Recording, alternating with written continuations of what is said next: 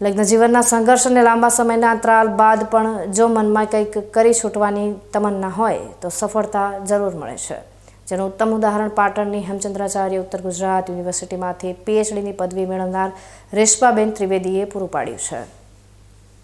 આજના સમયમાં જ્યારે લોકો નાની નાની મુશ્કેલીઓમાં હારી જતા હોય છે, ત્યારે રેશમાબેન ચેતનભાઈ ત્રિવેદીએ સાબિત કરી દીધું છે કે ભણવાની કોઈ ઉંમર હોતી નથી અને જો પરિવારનો સાથ હોય તો સપનાઓ ચોક્કસ પૂરા થાય છે।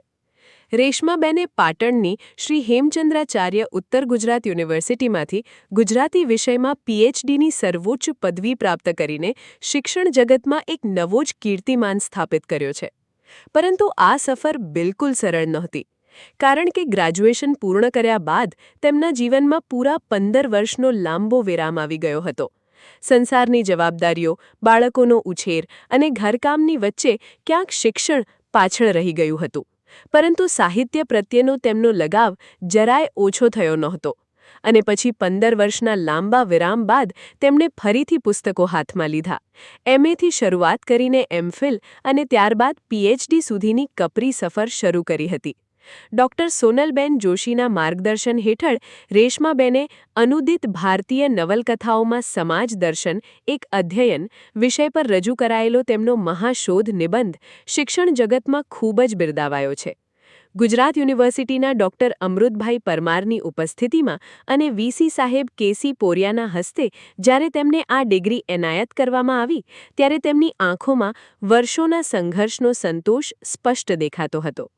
રેશમાબેન પોતાની આ સિદ્ધિનો શ્રેય પતિ, બાળકો, સાસુ-સસરા અને માતા-પિતાના અતૂટ સહકારને આપે છે।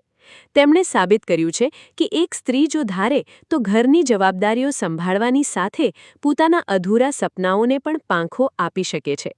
આજે રેશમાબેન સમાજની અનેક મહિલાઓ માટે પ્રેરણાનું સ્ત્રોત બન્યા છે, જેમણે સંજોગો સામે ઝૂકવાને બદલે લડવાનું પસંદ કર્યું।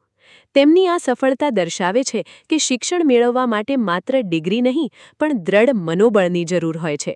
અને અંતે તેઓ કવિ ત્રિવેદીની પંક્તિઓ ટાંકીને કહે છે કે કોઈ રસ્તા ખરીદી લે, કોઈ મંઝિલ ખરીદી લે, ને મેં થાક્યા પછી પણ દોડવાનું બળ ખરીદ્યું છે।